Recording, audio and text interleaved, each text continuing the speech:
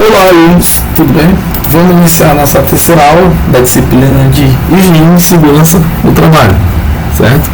Então, temos como tópico gerenciamento de risco, certo? Então, pessoal, toda empresa, para ter como característica a competitividade e, em consequência, a produtividade em relação aos seus concorrentes, consequentemente, ela tem que ter todos os elos interligados.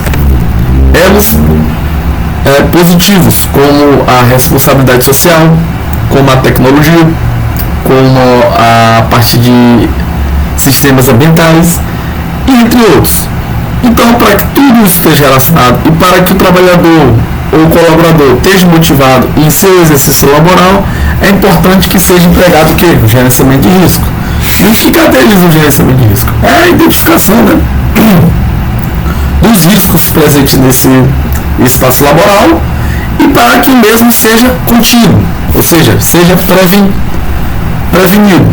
Então, gerenciamento de risco deve ser enxergado como um processo que envolve toda a tomada de decisões que se inicia com a descoberta ou identificação e análise de um problema, certo?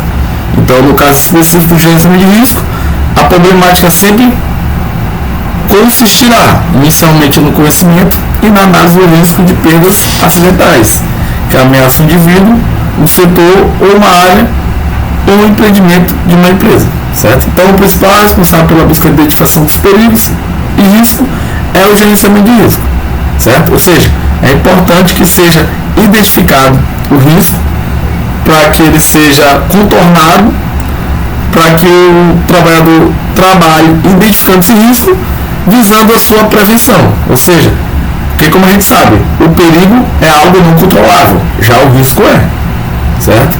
Então, identificando o risco, consequentemente a gente consegue eliminá-lo ou reduzi-lo ao máximo, certo? Então pode-se dizer que ele é o detetor da responsabilidade primária, ou seja, o gerente de risco.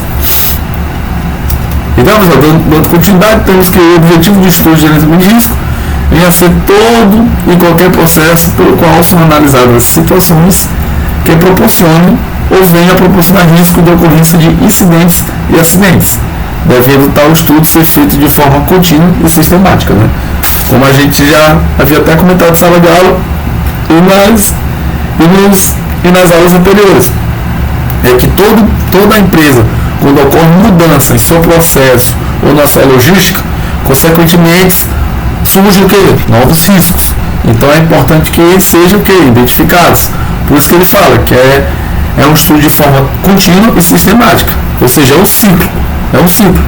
Qualquer mudança, qualquer alteração no processo ou na parte física da empresa, consequentemente surgem novos riscos.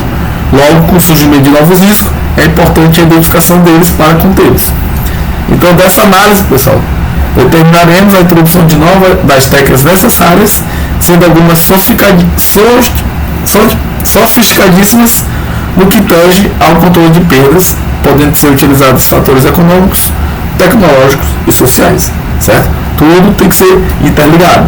Então, os fatores econômicos não são relacionados ao aumento da escala produtiva, da competitividade, a busca da redução de custos, prolongamento da jornada de trabalho, redução do trabalho de tempo de descanso, que por fim acaba impactando o material humano, desencadeando elevados fatores causados de acidentes e incidentes. Ou seja, pessoal, quando a empresa adota competitividade sem ter um bom planejamento, consequentemente tem esses erros, que é caracterizado como redução do tempo de descanso do trabalhador, certo? Jornadas prolongadas, que consequentemente afeta o desempenho do trabalhador e proporciona ele também a altos riscos, certo? Então, já os fatores tecnológicos são os que se aplicam sobre o processo de alta complexidade, como o uso das novas substâncias materiais, aumento de elementos como a temperatura e a pressão, consideravelmente mais severo no que tange ao risco de perdas por acidentes e incidentes. Então, a competitividade é um elemento social que induz a busca preocupante da redução dos custos dos processos, que pode ser decisivo no aumento da ocorrência de acidentes, quando não realizados sob a óptica de gerenciamento de risco, certo? Então, consequentemente, para a empresa ter como característica a produtividade e pondo como característica a competitividade, é fundamental e de suma importância o emprego do gerenciamento de risco, porque senão, tendo como característica a competitividade sem gerenciamento de risco, a empresa só tende a perder em vários fatores. Então, portanto, o gerenciamento de risco é definido de maneira clássica como sendo a arte, a função ou a ciência de busca e defesa e proteção dos recursos financeiros e humanos de uma empresa. Certo? Então, a definição e classificação de risco no ambiente de trabalho. Dependendo do processo, da função e do ambiente de trabalho, os riscos apresentaram características bem peculiares quando comparados a outras empresas. Né? Ou seja, pessoal, as empresas podem trabalhar até no mesmo ramo, mas trabalhando em ambientes diferentes ou empresas diferentes, consequentemente, têm riscos diferentes, certo? Então, novos riscos serão visualizados em virtude do modelo diferente de liderança, tecnologia e processos empregados, certo? Ou seja, pessoal, independente se a mudança é máxima ou mínima, consequentemente, sempre tem surgimento de novos riscos. Então, no entanto, é indispensável a análise, levando-se em consideração a classificação dos riscos, que são especulativos, dinâmicos, risco puros e estático. Agora nós vamos comentar. Certo, pessoal? Então, o que caracteriza os riscos especulativos? Ou seja, são os riscos que são relacionados ao poder decisório, pois uma decisão correta leva à redução dos acidentes e elevação de lucros. No entanto, uma decisão errada aumento vestigioso de acidentes e, consequentemente, perdas econômicas e financeiras. Certo? Então, pessoal, é algo que não é visível. É um risco que a pessoa está cogitando, que é importante ter essa análise, né, para ter, nesse primeiro momento, um risco especulativo. Certo? Ou seja, não podemos ter incertezas quanto a esses riscos, pois apesar de não serem facilmente compreendidos e inseridos na análise de risco de acidentes, incidentes, são aqueles que dão coesão, certeza e amplitude aos riscos puros, visualizados mais facilmente nos estudos de mapeamento e gestão de risco e acidentes. Ou seja, pessoal, risco especulativo é aquele risco que não é visualizado, é estudado e pode ser o quê? Pode se caracterizar como uma probabilidade de risco, certo? Já o risco puro não, é aquele risco visualizado, certo? Ou seja, a materialização do risco puro sempre resultará em acidentes e incidentes. Exemplo de risco puro, pessoal, vocês podem observar até nas imagens. Incêndios, certo? Vandalismo, explosões, roubo, danos em equipamentos, em geral, sabotagem e acidentes naturais, certo? Ou seja, são caracterizados como risco puro. Então, pessoal, todo procedimento de tomada de decisão deve iniciar com a identificação e posteriormente a análise dos problemas detectados, e o gerenciamento de risco não pode ser diferente, certo? Sempre tendo como essa característica, ou seja, fazer o diagnóstico, o monitoramento e posteriormente fazendo a redução dos riscos. Então, no entanto, quando tratamos de gerenciamento de risco de segurança do trabalho, a matriz de análise deve avaliar sempre a ameaça à organização quanto à ocorrência de acidente, né? Sempre seguindo aquela lógica. Por exemplo, uma empresa tem 5 tipos de riscos, é importante classificar em termos de prioridade, qual o risco mais grave, onde esse mais grave é caracterizado como risco crítico, onde o mesmo tem que ser discutido como prioridade. Então, o desenvolvimento mais complexo dos fatores tecnológicos está ligado ao uso em condições operacionais de substâncias e materiais, considerando mais severos como temperatura, pressão, acidez, poder de reação, tudo isso podendo ter seu potencial aumentado conforme as condições de produção da empresa. Em escala maior, agravando diversas vezes pelo aumento de produtividade e a permanente redução de custos do processo. Beleza? Então, pessoal, temos aqui um exemplo, né? Lista de técnicas modernas de gerenciamento de risco utilizadas para eliminar as perdas. Então, o primeiro quesito qual é? Elaboração e implementação do sistema de resposta para emergência. Certo? Porque uma coisa é saber o risco que está presente, mas se por acaso aquele risco não for controlável, chegar a um momento de um acidente não programado, Então é importante ter essas respostas de emergência. Formulação de critérios e aceitabilidade de risco, é muito importante. Reformulação de práticas de gerenciamento de segurança industrial, certo? Ou seja, ficar sempre atualizado com essas mudanças. Desenvolvimento de técnicas para identificação e quantificação dos perigos. E revisão de práticas tradicionais e de códigos, padrões e regulamentações obsoletas. Certo? Então, pessoal, três fatores importantes que são interligados com o risco é a probabilidade, severidade e frequência. Então, o que caracteriza a probabilidade, pessoal? É um evento incerto, né? Mas possível. Ou seja, alguns chamam a probabilidade de outras formas, como risco, chance, sorte, duvidoso ou incerteza. Ou seja, pessoal, é um evento incerto, mas ocorre, certo? A probabilidade é caracterizada como isso, certo? Ou seja, nessa vertente, a probabilidade se diferencia da frequência, pois se trata de algo não ocorrido. É de certeza de ocorrência, a mesma é imensurável, diferente da frequência. A frequência já é algo mensurável, algo quantas vezes ocorreu. Ou seja, já em termos de severidade, pessoal, severidade é classificado como amplitude de danos, magnitude de danos e elevação de danos. Ou seja, identifica a gravidade do risco, se ela é baixa, média ou alta. Certo?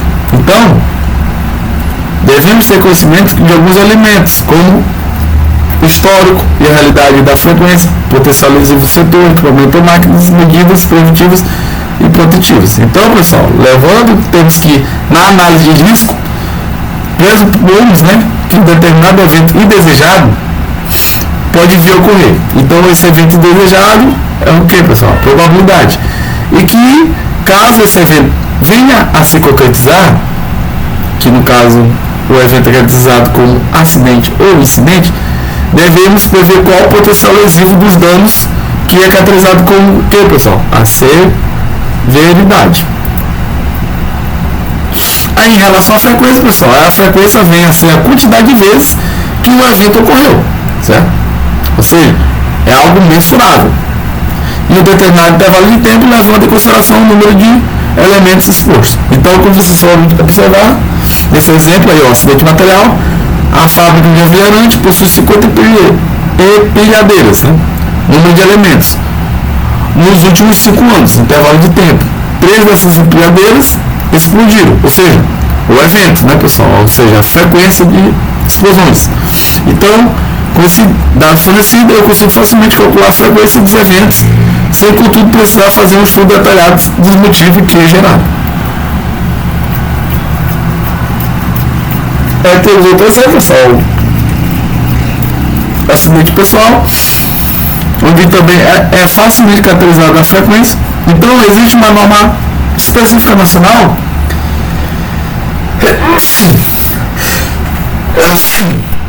que tem como parâmetro as normas de Organização Internacional do Trabalho, que é a OIT, pessoal, que é a norma técnica, a NBR 14.280, que define como deve ser feito o cálculo de taxa de frequência e gravidade de elementos solicitados pela NR4, que é o SESMIT, né, pessoal? Serviço especializado em engenharia, segurança e medicina do trabalho. Então, é indispensável para o gerenciamento de risco à saúde e segurança, que é os coeficientes de frequência e gravidade, como eu já olhou na aula anterior, que é aqueles cálculos, né, para identificar, por exemplo, coeficiente de frequência. O que é inserido no cálculo? É os dias de afastamento. Já no coeficiente de gravidade, o que é inserido no cálculo? Dias perdidos e dias debitados. Delimitados. Então, pessoal, resumindo, então temos que o risco é o que? A probabilidade, fiz a frequência, vezes a severidade.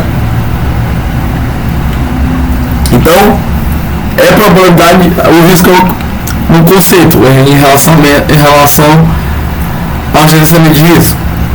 É a probabilidade de ocorrência de um evento indesejado, que no caso caracterizado como acidente ou incidente, baseado nas ausências de barreira de proteção, que no caso coletivo e individual, devido à exposição ao cenário de risco, o ambiente do modo como referência os exemplos, um evento já ocorrido em um determinado intervalo de tempo, ou seja, nesse intervalo de tempo podemos caracterizar também como frequência, né? Ou seja, o evento já ocorrido, cuja repetição pode vir a gerar danos de baixo ou elevado potencial lesivo, que é caracterizado como severidade. Então, pessoal, vamos aqui comentar de forma bem rápida em relação à redução de risco. Quais são as medidas a ser tomadas para fazer redução de risco? Então, temos a primeira o quê? Realização diagnóstico de risco de acidente ou incidente, ou seja, identificar quais riscos podem gerar os acidentes e incidentes. A segunda etapa, pessoal, promover alteração extra-humana. Então, o que caracteriza o que, pessoal? Como vocês podem observar na imagem, né? Se ocorreu uma mudança no layout da empresa ou no posicionamento das máquinas, equipamento, certo? Então tem que ser aplicado o que? Um controle, né? Ser comunicado aos funcionários ou colaboradores tais mudanças, para que tais mudanças não proporcione mais riscos, ou seja, proporcione baixo risco, onde esses trabalhadores têm que estar informados sobre tais mudanças para que eles não sejam acidentados ou também não passem por incidentes. A outra etapa, pessoal, é a atuação do homem, ou seja, aplicando questionário, verificando se está tendo, se tais mudanças ou melhorias no seu espaço laboral, se estão satisfeitos no trabalho. E o quarto é a implementação de sistema de monitoramento e controle dos indicadores de segurança. Ou seja, a primeira etapa a gente fez o que? Identificação dos riscos. A segunda etapa foi feita o que? A execução de melhorias, certo? Mudando o layout da empresa, mudando da planta, entre outros fatores, posicionamentos, demarcação do assoalho da empresa. E o terceiro o que? A atuação do homem, ou seja, o homem passando por treinamentos ou capacitações, perguntando, né? Querendo saber o feedback dos trabalhadores, se eles estão satisfeitos no espaço laboral. E a quarta etapa é o quê? Fazer sempre esse monitoramento dos controles de risco, para verificar se realmente tais mudanças trouxe benefícios para a empresa. E em relação à eliminação de risco, pessoal, é muito importante, né? Quando tratando da eliminação de risco do sistema de gerenciamento, os mais eficientes sempre serão aqueles que abrangem a coletividade dos empregados, né, de uma empresa ou de estabelecimento. Então, é de suma importância para a eliminação de risco identificar em termo coletivo, para depois fazer uma análise, um diagnóstico em termos individuais.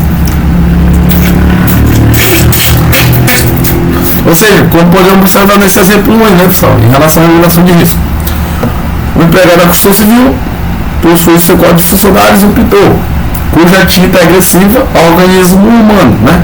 Então, a partir das análises, tivemos duas propostas, onde a primeira era o fornecimento de um respirador facial e a segunda a substituição da tinta por outra que não dispunha de uma composição de agente agressivo. Então, pela lógica, né, temos que a segunda hipótese é um exemplo claro de eliminação de risco. Outra parte de eliminação de risco, pessoal, é esse vídeo, né? Onde o rapaz, né, temos uma serra elétrica circular de bancada que possui um sistema automático de desligamento, ou seja, ele é desligado quando ocorre o quê? Uma mudança de densidade de material. Então ele colocou ali no vídeo, né, ele bota primeiro uma madeira e depois em seguida, acompanhado com a madeira, a salsicha. Então quando a lâmina tem o primeiro contato mínimo com a salsicha, ela é desligada ao mesmo tempo. Então, isso é uma prática, um método que podemos observar a eliminação do risco, certo? Ou seja, quando for um trabalhador for operar na serra circular, se por acaso, por acidente, ele tem contato com essa lâmina, ao mesmo tempo a lâmina vai parar, vai ficar estática. Então, pessoal, agora vamos comentar rapidamente sobre a preservação no gerenciamento de risco. Ou seja, o gerenciamento de risco deve sempre o quê? Prever, analisar e implementar as medidas de eliminação e neutralização dos riscos, bem como checar sua eficácia, desde os riscos mais simples até os de alto potencial de vulnerabilidade, né? Pois não podemos menosprezar a integridade do seu trabalhador, pois este também é um fator de produção. Claro, né? Então, pessoal, no entanto, muitas empresas aqui no Brasil, infelizmente, não adotam, né, a preservação do gerenciamento de risco, como vocês podem observar nessa reportagem da Globo, onde temos que a falta da cultura da prevenção de gerenciamento de risco, ou seja, falta a cultura, né, da prevenção e de gerenciamento de risco, segundo o procurador do Ministério Público do Trabalho, sobre o alto número de acidentes de trabalho que ocorrem no Brasil.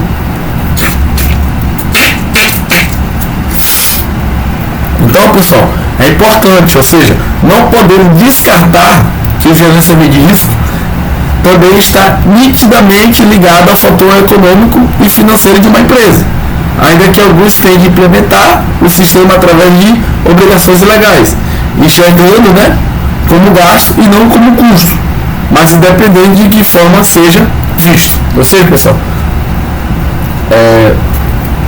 investimento na parte de gerenciamento de risco é um investimento a longo prazo para a empresa, né? Então a empresa não pode visualizar isso como um custo, ou seja, tem que ser visualizado como investimento para que ela não passe por situações como, se por acaso ela não fizer investimento na parte de gerenciamento de risco, ela está propícia a ter o quê?